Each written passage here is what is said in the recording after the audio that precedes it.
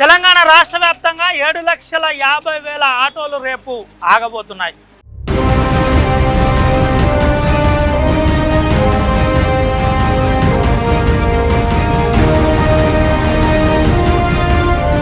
మేము రేపటి నుంచి సమ్మె చేస్తున్నాం, మా సంగతి ఏంటి అని రాష్ట్ర ప్రభుత్వానికి సూటిగా ఆటో డ్రైవర్లు ప్రశ్నిస్తున్నారు.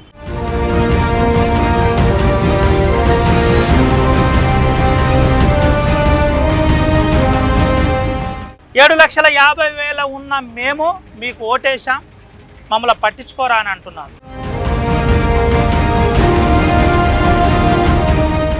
ఉమ్మడి ఆదిలాబాద్ జిల్లా వ్యాప్తంగా 10,000 ఆటోల ద్వారా రేపు మా నిరసన రాష్ట్ర ప్రభుత్వానికి చూపెట్టబోతున్నాం. తెలంగాణ రాష్ట్ర వ్యాప్తంగా జేఏసీ ఆధ్వర్యంలో ఈ నిరసన కొనసాగుతుంది. ఆటో డ్రైవర్ల ఐక్యత వర్ధిల్లబోతుందని చెబుతున్నారు.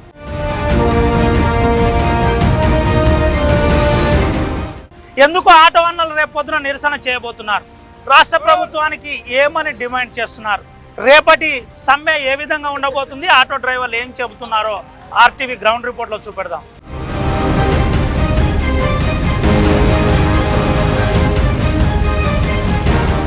అర్ధరాత్రి నుండి ఆటోల చక్రాలు ఆగబోతున్నాయి.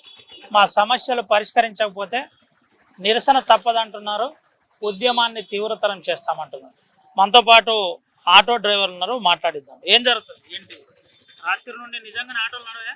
ఖచ్చితంగా అన్న, ఎందుకంటే 3 గీరల బండి ముక్కిన బండి అయిపోయి 3 చక్రాలు ఇప్పటికే కదలకుండా ఉన్నాయి.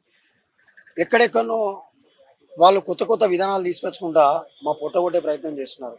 బొంబాయి తరహాలో, బొంబాయిలో ఆటో కనబడకుండా నల్ల ట్యాక్సీలు వచ్చినాయి. ఇప్పుడు ఇక్కడ పచ్చ ఆటోలు అంటే ఏమనంటే కాలుష్యం ఉన్నది, కాలుష్య నిర్వహణ కోసం చేస్తున్నాం అంటున్నారు. ఓకే, మేము దాన్ని ఒప్పుకుంటాం. వాళ్ళు తీసుకొచ్చే first mile to last mile aggregate సంస్థ కాకుండా మా ఆటో డ్రైవర్లను కరెక్ట్గా మేము ఆటో డ్రైవర్లను గుర్తించి లైసెన్స్ ఉన్న వాళ్ళకే ఆ అవకాశం కల్పిస్తే మేము కూడా బతుకుతాం కదన్న. 7,50,000 మంది ఉన్నామన్న.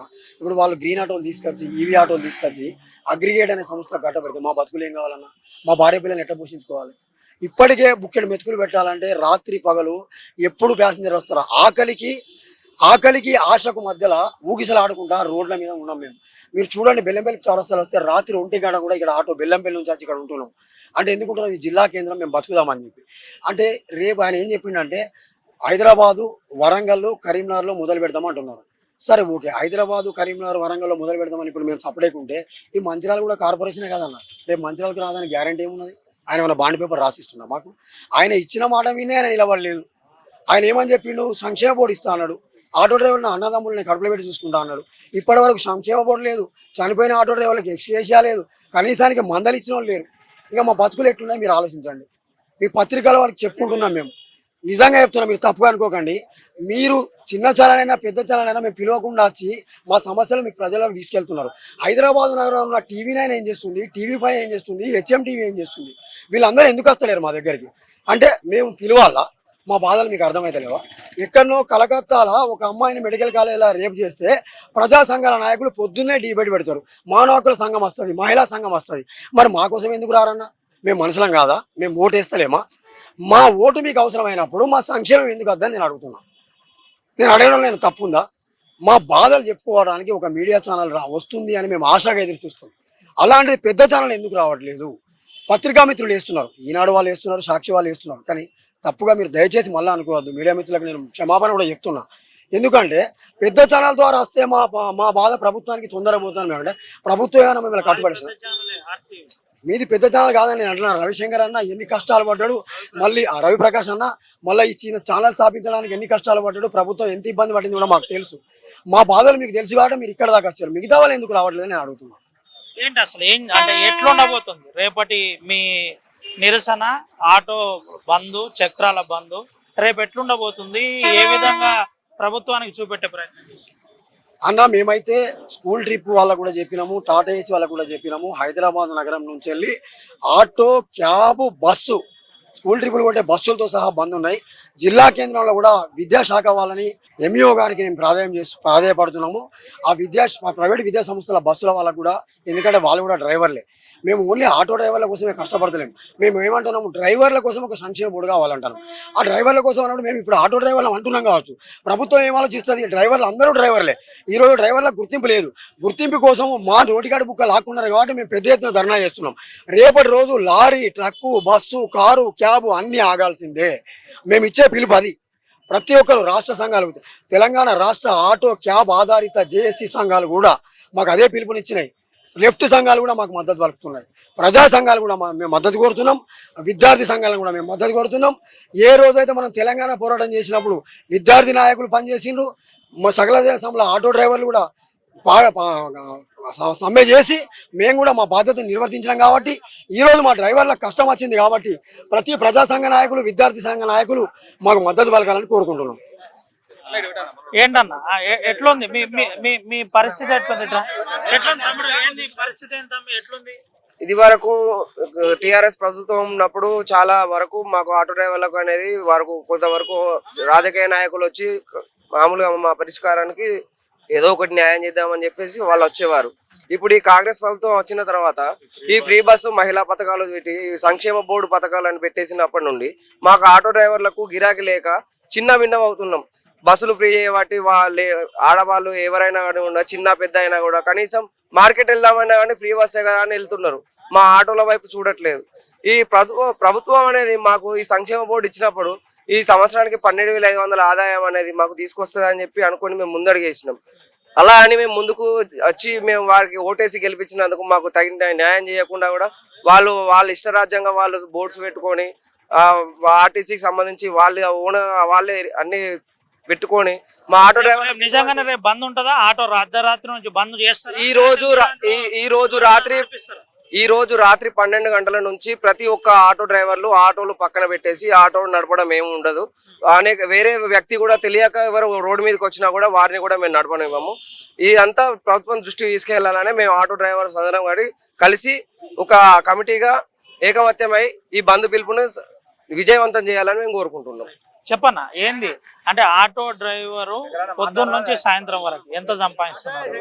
ఏంది, ఎందుకు ఈ సంక్షేమ బోర్డు కావాలంటున్నారు? ప్రభుత్వానికి ఎందుకు రేపు అల్టిమేటం జారీ చేస్తున్నారు? అయితే మేము అనుకునేది ఏంటంటే మా బతుకుల మీద ఒక దెబ్బ పడడం జరిగింది కాబట్టి టిఆర్ఎస్ ప్రభుత్వం ఉన్నప్పుడు మాకు ఇన్ని ఇబ్బందులు అనేది ఉండేటివి కాదు. అసలు మేము పొద్దున్న నుంచి దాదాపు ఒక 800 కూలి పైసల కాడ నుంచి ఒక 1000 రూపాయల దాకా సంపాదించుకునే పరిస్థితి ఉండే అప్పుడు. ఇప్పుడు ఒక 500 కూడా రావడానికి కూడా మాకు చాలా అంటే చాలా ఇబ్బందికరమైన పరిస్థితి ఉన్నది. మేము ఇప్పుడు అందరూ మన అక్క చెల్లెళ్ళే, ఎవరైనా కూడా ఆడపడుచులు. కాకపోతే పిలిచినా కూడా మాకు ఎక్కలేని పరిస్థితి అనేది కాంగ్రెస్ ప్రభుత్వం తెచ్చి మమ్మల్ని దీనమైన స్థితికి తొక్కివేయడం జరిగింది. మేము కోరుకునేది మాకు ఒక 10 రూపాయలు మీరు ఇవ్వకపోయినా మంచిదే ప్రభుత్వం నుంచి. మేము ఏదో మాకు సహకారంగా మాకు మంచిగా మేము ఒక కూలి పైసలన్నా మాకు అత్తే మా భార్య పిల్లల్ని కానీ మా అయ్యవ్వని కానీ చూసుకుందామనే హోప్ మాకుంది. కానీ అలాంటి హోప్ లేకుండా చేసింది ఈ కాంగ్రెస్ ప్రభుత్వం. దానికి మేము అడిగేది ఏంది, మాకు ఇది ఒక బోర్డు కానీ, కాకపోతే మాకు ఆర్థిక సహాయం ఏమవుతున్నదో సంవత్సరానికి ఒక 12,500 ఇలాంటివి మాకు జరిపించాలనే మేము ఈ బంద్ తప్ప మాకేదో కోట్లు రావాలి, మేమేదో ఎదగాలి, మాకు సంపాదించుకొని ఏదో బండ్లు ఇవ్వమని మేము అడగట్లేదు. మాకు తగిన న్యాయం మాత్రమే చేయమని మేము కోరుచున్నాం. గంతే. ఏంటి రేపటి నుంచి నిజంగానే బంద్ కాల్బార్ చేస్తారా, లేదంటే 10 ఆటోలు వచ్చి మళ్ళీ నిలబడంగానే మళ్ళీ తీసుకొచ్చి లైన్ పెడతారు? లేదు, అలా ఏం లేదు. నైట్ అర్ధరాత్రి నుంచి తప్పకుండా అన్ని ఆటోలు కానీ ఏ జిల్లాలైనా ఏ మండలమైనా కూడా అన్ని తప్పకుండా బంద్ చేస్తాం మేము. ఎన్ని ఉన్నాయి ఉమ్మడి ఆదిలాబాద్ జిల్లా వ్యాప్తంగా? 4 జిల్లాలలో ఎన్ని ఆటోలు ఉన్నాయి? 4 జిల్లాలలో దాదాపుగా 1,00,000 పైన ఉంటాయి అన్న. పక్క 100%. కేవలం ఒక తాండూరు మండలంలో పేపర్లు లేకుండా 450 ఆటోలు ఉన్నాయని ఆర్టీఏ గారే మాకు చెప్పారు. అంటే మీరు అర్థం చేసుకోండి. అంటే పేపర్ లేకుండా 450 ఉంటే ఈ మంచిర్యాల జిల్లా వ్యాప్తంగా నాకు తెలిసి 15,000 ఆటోలు ఉన్నాయి. ఈ లెక్క ప్రకారం 4 జిల్లాలో ఈజీగా 1,00,000 పైన ఉంటాయి. గ్రేటర్ హైదరాబాద్లో 2 నుంచి 3 లక్షల ఆటోలు ఉన్నాయి. ఇది పరిస్థితి. మనం ఒకసారి చూపెడదాం. అయితే ఇప్పుడే పాయింట్ మీద నుంచి పోతున్నాడు. ఎట్లుంది గిరాకీ? ఎట్లుంది రేపు మరి బంద్ ఓకేనా? బంద్ నిజమేనా అబద్ధమా? బంద్ ఉంటది ఖచ్చితంగా. రేపు అర్ధరాత్రి 12 నుంచి ఇవాళ రాత్రి రేపటి వరకు, రేపు నైట్ 12 వరకు కొనసాగుతుంది. ఖచ్చితంగా బంద్లు అందరం పాల్గొంటాము. ఈ కాంగ్రెస్ గవర్నమెంట్ వచ్చినప్పటి నుంచి ఆటో డ్రైవర్ల బతుకులు ఆగమైపోయినాయి. మాకు ఏదో ఉద్ధరిస్తారని చెప్పేసి ఆ రోజు మేము అందరం కూడా ఓట్లు వేయడం జరిగింది. ఇప్పటి వరకు కూడా ఈ గవర్నమెంట్ మా మీద ఇంత కనికరం కూడా చూపట్లేదు. ఏం చెప్తారు మరి? ప్రభుత్వానికి మీరు ఏం చెప్తారు? ప్రభుత్వానికి ఇదే, మేము ఈ సమ్మె రేపు ఒక్కరోజు అనేదే కాదు, మా జేఏసీ నాయకులు ఎన్ని రోజులు ఈ సమ్మె కొనసాగుతుందో అన్ని రోజులు కూడా మేము అడక్క తిన్నా మంచిదే, కానీ ఈ సమ్మెలో ఖచ్చితంగా మేము బండ్లు తీయకుండా ఇండ్లకే పరిమితమై ఉంటామని చెప్పేసి తెలియజేస్తున్నాం. ఇది పరిస్థితి. సమ్మె ఉంటుందని చెప్తున్నారు. అయితే పాయింట్ టు పాయింట్ ఆటో అన్నల కష్టాలు ఎట్లుంటాయి, నిజంగానే రేపటి సమ్మె ఏ విధంగా ఉండబోతుంది, అర్ధరాత్రి 12 గంటల నుంచి జరిగే 3 చక్రాల వాహనం సమ్మె నిజంగానే ప్రభుత్వం దీనిపై స్పందిస్తుందా లేదా చూడాలి. అయితే దీనిపై పాయింట్ టు పాయింట్ చూపెట్టే ప్రయత్నం చేద్దాం. First mile to last mile RTC పోర్టల్ని ఎత్తివేయాలని చెబుతున్నారు. దీంతో పాటు సంక్షేమ బోర్డు ఏర్పాటు చేయాలి. చనిపోయిన 205 మంది ఆటో డ్రైవర్లకు 25 లక్షల చొప్పున ఎక్స్గ్రేజియా ప్రకటించాలి.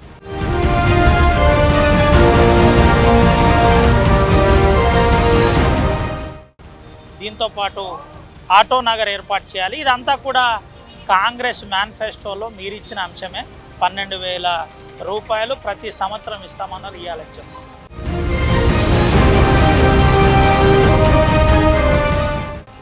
లేకుంటే ఉద్యమం తీవ్రతరంగా కొనసాగుతుందని చెప్తున్నారు. ఉద్యమం గురించి డ్రైవర్లు ఏం చెప్తున్నారో తెలుసుకుందాం.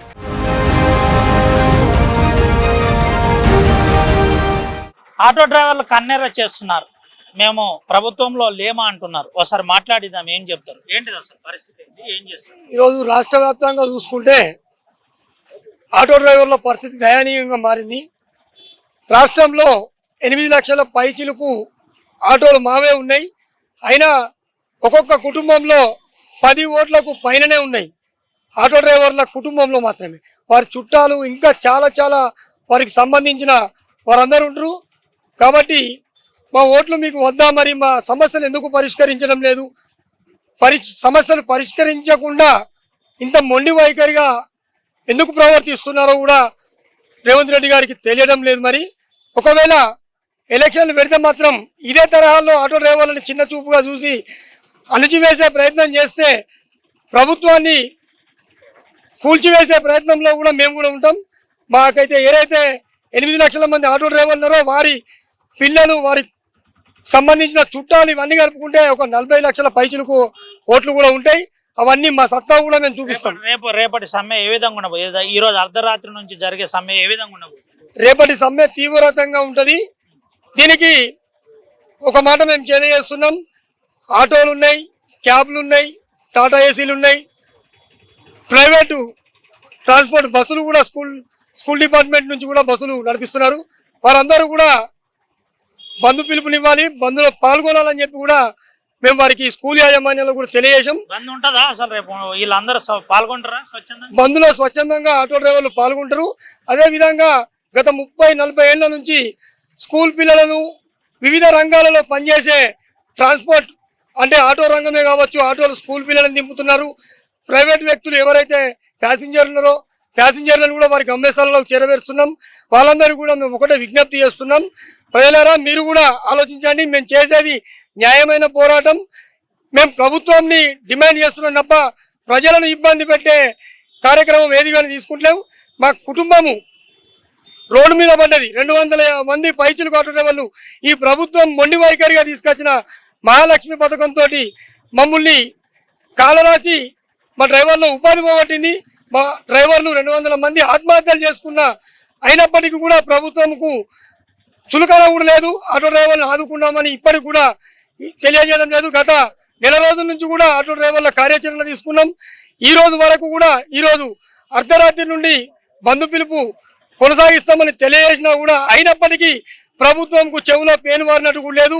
ఇంకా కూడా ఒక స్పష్టమైన హామీ ఇవ్వడం లేదు. కాబట్టి రేపు ఉదయం నుంచి అధిక సంఖ్యలో ఆటో డ్రైవర్లు, టాటా ఏసీ డ్రైవర్లు ప్రతి ఒక్కరు పాల్గొంటారు. ప్రజలు కూడా మాకు మద్దతు ఇచ్చి మీ పిల్లల భద్రతే మా ఉపాధిగా మీ పిల్లలని స్కూళ్ళలో దింపి మీరు ఇచ్చిన 10-20 తోటి మా కుటుంబ పోషణ సాగిస్తున్నాం. కాబట్టి మీరు కూడా పేరెంట్స్ కూడా అందరికీ మేము విజ్ఞప్తి చేస్తున్నాం. పేరెంట్స్ కూడా మాకు సహకరించాలి. ఈ బంద్లో భాగంగా మీరు కూడా భాగస్వాములు అవ్వాలి. ప్రతి ఒక్కరు కూడా ప్రజలే కావచ్చు, ఈరోజు ప్రజల సంక్షేమం కోసం కూడా ఎన్నో హామీలు ఇచ్చిళ్ళు, వారికి కూడా మొండి చేయి చూపించిళ్ళు. ఆటో డ్రైవర్లు అంటే ముఖ్యంగా అణచివేసే కార్యక్రమం చేస్తున్నారు తప్ప ఆటో డ్రైవర్లు ఆదుకుంటామని కూడా రేవంత్ రెడ్డి సర్కార్ చెప్పడం లేదు. మన పొన్నం ప్రభాకర్ గారు కూడా గతంలో హామీ ఇచ్చి రేపు ఆటో డ్రైవర్లు మా సహోదరులు అని చెప్పడం జరిగింది. ఇది పరిస్థితి. ఏం చేస్తారు రేపు రేపు రేపు ఏం రేపు నిరసన ఉంటుందా? ఉంటాయి రేపు నిరసన ఉంటాయి. రేపు ఆటో నిరసన ఉంటాయి. అర్ధరాత్రి నుంచి నిరసన ఉంటది. బంద్ మొత్తం. ఎంత వస్తున్నారు రోజు మీరు పొద్దున్న నుంచి సాయంత్రం వరకు ఆటో 400, 500 ఇట్లా. రేపు ఆటో నడవదు ఎట్లా మరి మీ పోషణ? తిప్పలు పడతాం. ఏం చేస్తాం ఇక, తిప్పలు పడాలి ఇక. రేపు కాదు, గత 3 సంవత్సరాల నుంచి. రేపటి సంగతి చెప్పు, నాకు భాషని చెప్పక. రేపు ఏ విధంగా ఉండబోతుంది? రేపు రాష్ట్ర వ్యాప్తంగా అగ్నిగుండం అయితే ఆటో డ్రైవర్లు తీవ్రమైన ఆగ్రహంతో ఉన్నారు, తీవ్రమైన ఆవేదనతో ఉన్నారు. 3 సంవత్సరాల నుంచి మేము ఆటో నడిపినా కూడా మాకు ప్రతిఫలం లేదు.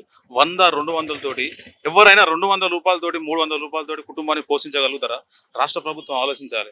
రాష్ట్ర ప్రభుత్వం ఇప్పటికి కూడా కళ్ళు తెరిచి అసలు మమ్మల్ని చూస్తూ మా ఆటో డ్రైవర్ల గోడు వింటలేదు. చెవులుండి వింటలేదు. ఇంతకుముందు కూడా పొన్నం ప్రభాకర్ ఒక ప్రెస్ మీట్ పెట్టిండు. ఇప్పటికీ అదే 3 సంవత్సరాల నుంచి గదే మాటలు చెప్తున్నాడు. సంక్షేమ బోర్డు ఏర్పాటు చేస్తాం, మీరు సమ్మె పోతాం. ఇంతకుముందు పెట్టిండు, అర్ధగంట ముందు ప్రెస్ మీట్ పెట్టిండు. మాకు మాటలు కాదు కావాల్సింది. 3 సంవత్సరాల నుంచి కడుపులు ఎండిపోయి మేము తిండి లేక తిప్పలు లేక చాలా ఇబ్బంది పడుతున్నాం. ఈ ప్రీ బస్ తోటి ఒకటి, డీజిల్ రేట్లు, పెట్రోల్ రేట్లు, గ్యాస్ రేట్లు, నిత్యావసర సరుకుల ధరలు, స్పేర్ పార్ట్స్, ఫైనాన్స్ల ఒత్తిడి, మాకు గ్రూప్ లోన్లు ఉంటాయి, మాకు గిరిగిర్లు ఉంటాయి. ఇవన్నీ ఎట్లా కట్టుకోవాలి? మేము ఫ్రీ బస్ పెట్టిన తర్వాత మా ఆదాయం తగ్గిపోయింది పూర్తిగా. ఇవన్నీ ఆలోచించకుండా మళ్ళీ ప్రైవేట్ యాప్లతో ఒకటి మాకు బాధ.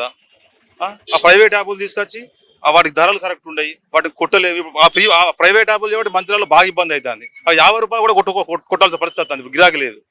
ప్రభుత్వం ఇవన్నీ ఆలోచించాలి ఖచ్చితంగా. ఆలోచించకపోతే ఆ పరిస్థితి దారుణంగా ఉంటుంది. ఆత్మహత్యలు చేసిన 200 మంది ఫ్రీ బస్ చేయబట్టి, రేవంత్ రెడ్డి ప్రభుత్వం చేయబట్టి, ఫ్రీ బస్ చేయబట్టి 200 మంది చచ్చిపోయారు. ఇది అన్అఫీషియల్ ఎంతో మంది చచ్చిపోయారు. మా మన వాళ్ళ 3 డ్రైవర్లు చనిపోయారు.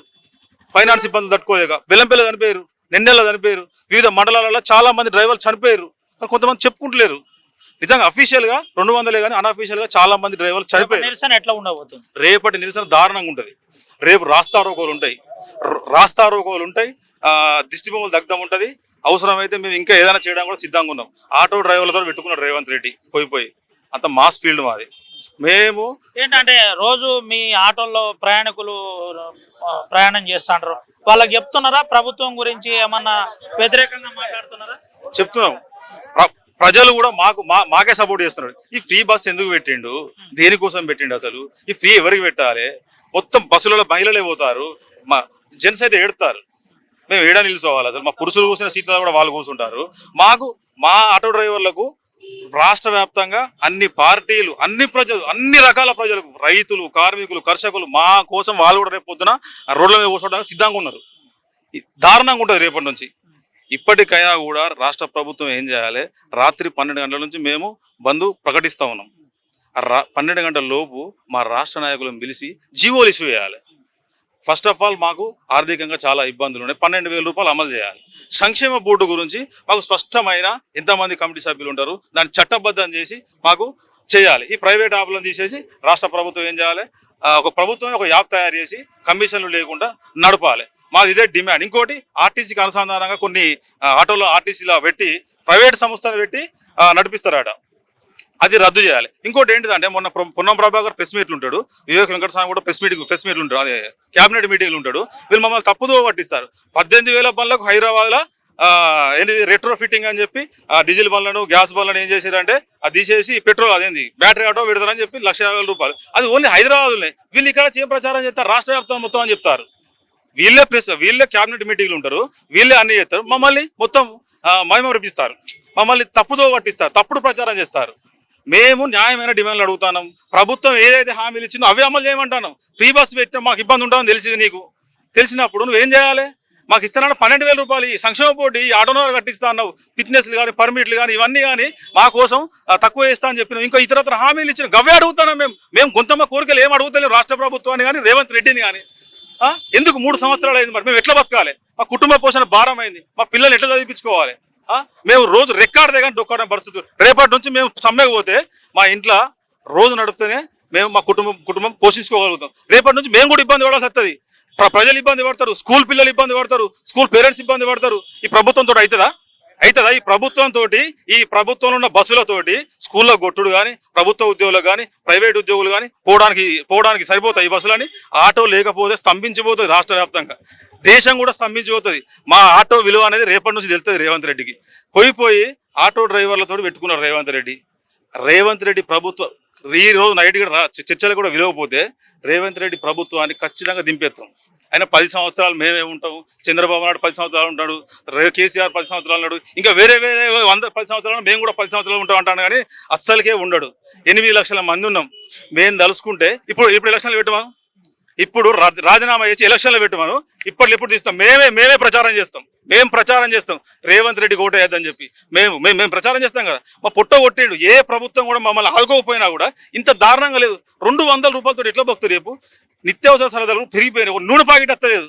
అరే చచ్చిపోతున్నా, మా బాధ చెప్పుకోలేకపోతున్నాం అన్న. తీవ్రమైన ఆవేదన మాది, దారుణమైన ఆవేదన, మాకు కన్నీళ్ళు.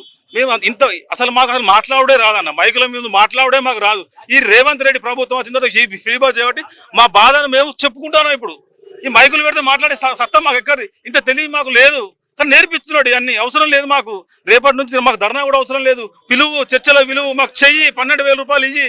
అది రాష్ట్ర ప్రభుత్వం చేయాలి. ప్రజాస్వామ్యం లేదు, పద్ధతి కాదు ఇది.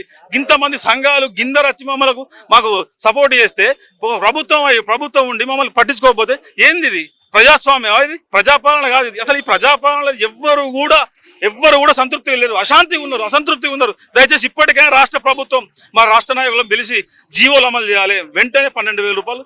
क्या नाम है आपका? नाम क्या है? मेरा नाम अजहर। कब से ना चला रहे? भाई 2003 से। जब कैसा था आप कैसा है? जब के बहुत फर्क है। हाँ। क्या करना चाह रहे? कल सुबह बंद हाँ, कर रहे हैं आटो? बंद कर रहा है।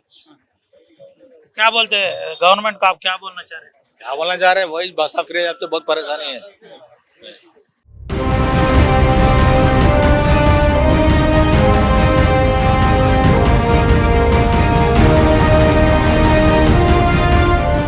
ఆటో సమ్మె రేపు సీరియస్గా ఉండబోతున్నారు. తెలంగాణ రాష్ట్ర వ్యాప్తంగా 7,50,000 మంది ఆటో డ్రైవర్లు రేపు సమ్మెకు దిగుతాం అని సీరియస్గా ప్రభుత్వానికి అల్టిమేటం జారీ చేస్తున్నారు.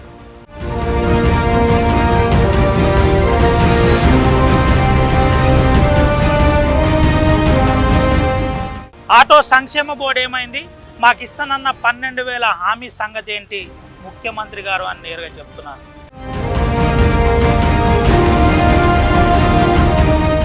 కాంగ్రెస్ ప్రభుత్వం కోసం అప్పుడు మేము ప్రచారం చేయలేదా? మేము తినాలంటేనే కష్టంగా ఉంది, మా పరిస్థితి చాలా అధ్వానంగా మారిందని ఆటో అన్నలు చెప్తున్నారు.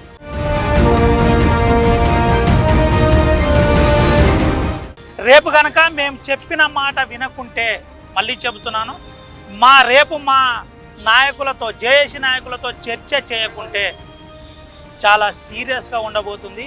అవసరమైతే ప్రభుత్వాన్నే ఇబ్బందుల్లో పెడతామని అల్టిమేటం జారీ చేస్తున్నారు.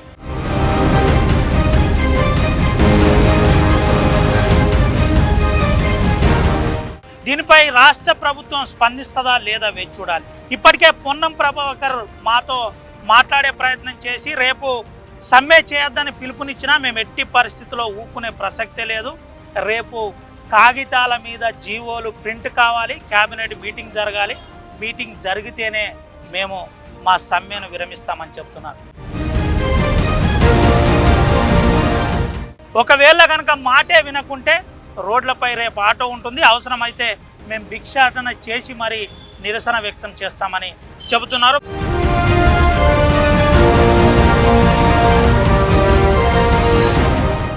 ప్రజలు, ప్రజా సంఘాలందరూ కూడా మాకు సహకరించాలి. రేపు చాలామంది మాకు మద్దతు ఇస్తున్నారని ఆటో అన్నలు చెబుతున్నారు. ఈ సమ్మెపై రాష్ట్ర ప్రభుత్వం ఏ విధంగా స్పందిస్తుందో వేచి చూడాలి. Camera సుమన్తో Ravinayak, RTV, Adilabad.